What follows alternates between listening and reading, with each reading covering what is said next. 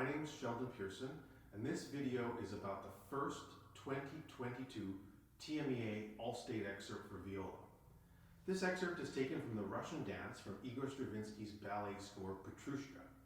Petrushka is an old story about three puppets who are brought to life by a carnival magician, and the ballet is very beautiful. You should check it out if you get the chance. Musically, our excerpt is quite repetitive. It begins at figure 68. That's because at this point in Stravinsky's career, he's composing in blocks. The most famous example of this is in his next ballet, The Rite of Spring, but you can already start to see it happening in Petrushka. So what I think of the music is we can keep it very simple. I try to think one impulse per bar to keep the music light and flowing.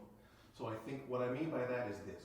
One, one, one, one.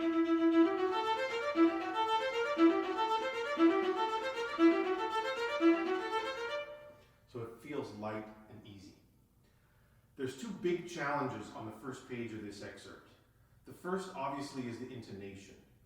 And if any of you have watched one of my videos before, you've heard me say it before.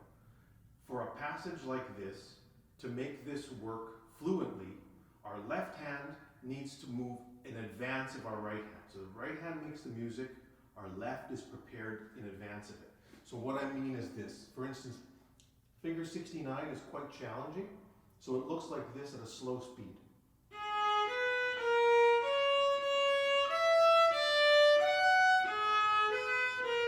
So from the other side, you'll see that I'm moving my left hand in advance of my right hand. Second finger moves. First finger moves. First finger moves.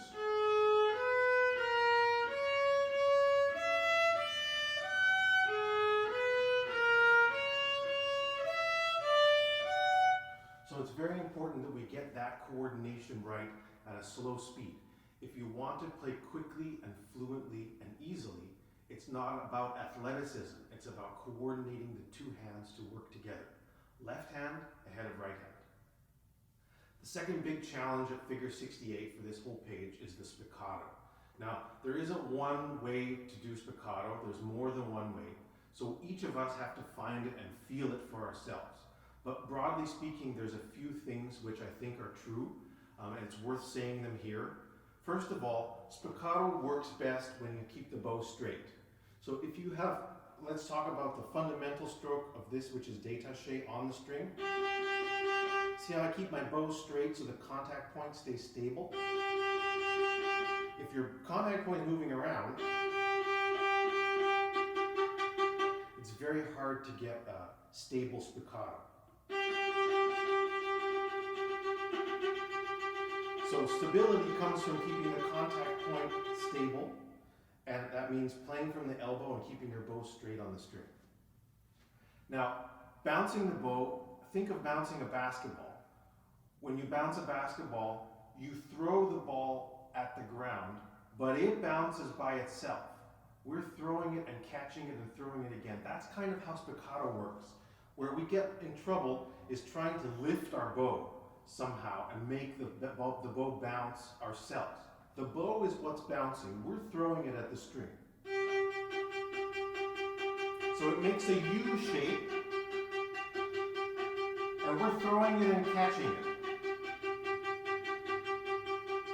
And I think it's important to talk about the bow hold. Our fingers in our bow hold are like springs. They can be very tight or very loose, and everything in between. For a spiccato like this to work, it's somewhere in the middle. I can't tell you exactly where it needs to be. You have to feel it yourself. But there's a softness in my fingers, and you see, if my bow hold is like this, my fingers are locked, and it's very hard to get a soft, quiet spiccato. So I think you need a good bow hold, good bow direction, and then you feel it in your fingers, and you find it and you listen. Like that. Now, figure 68 is a small bounce. It's piano spiccato. For me, what's important is that it sounds like spiccato. It's not so important that the bow actually jumps out of the string. For me, I find it works best when the hair actually stays on the string, but the bow jumps. See, I'm not really bouncing. That's loud.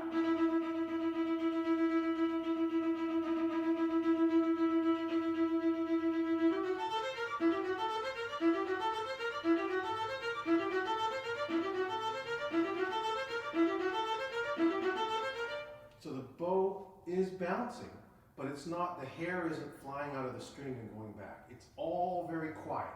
Imagine like bouncing the ball really close to the ground. You don't have to do much. The ball bounces by itself. Now, 72 is the opposite. 72 is a big bounce, but I just use the velocity of the stroke and the string crossings in fortissimo to give me the bounce. So this does bounce, but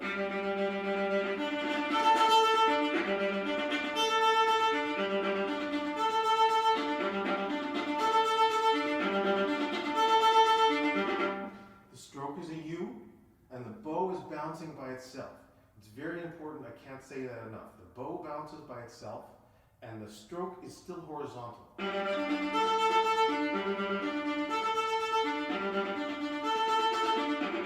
Like that. Figure 73, I use the rest to set my bow for the accent. And figure 76, I use the rest to subdivide the triplet. We're switching subdivisions from duple to triple, so I think triplet, triplet, triplet, triplet. And that keeps my subdivision stable and my tempo steady.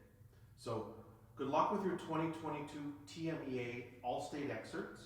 If you have any questions or comments, feel free to drop them in the comments below.